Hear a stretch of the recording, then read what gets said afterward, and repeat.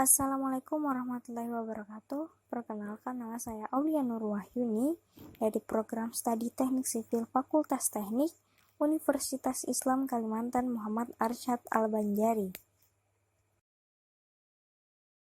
Jadi, kali ini saya akan menjelaskan tentang pengertian sejarah. Nah, untuk lebih jelas lagi, kawan-kawan dapat simak penjelasan berikut ini. Pengertian sejarah. Pengertian sejarah berasal dari bahasa Arab, yakni dari kata syajaratun yang memiliki arti pohon.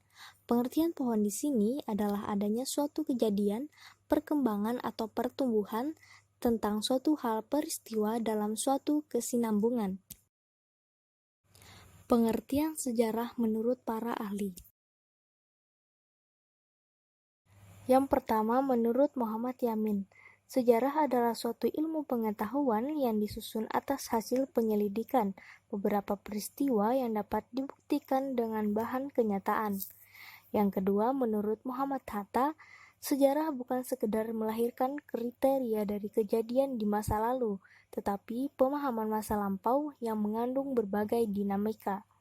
Yang ketiga, menurut Ibnu Khaldun, sejarah didefinisikan sebagai catatan tentang masyarakat umum manusia atau peradaban manusia yang terjadi pada watak atau sifat masyarakat itu. Sumber-sumber sejarah.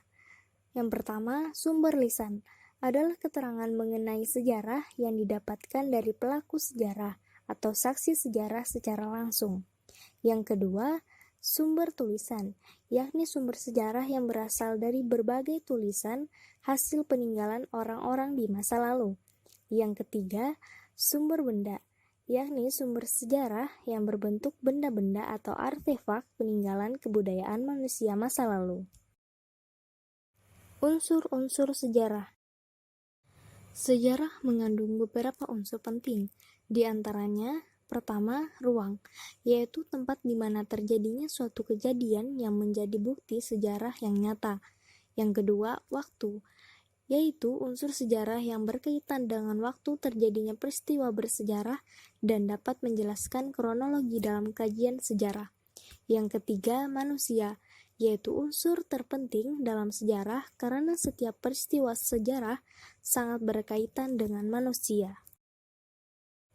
Kesimpulan, sejarah adalah suatu peristiwa atau kejadian yang telah terjadi pada masa lalu dan dapat diketahui melalui peninggalan-peninggalan pada masa itu.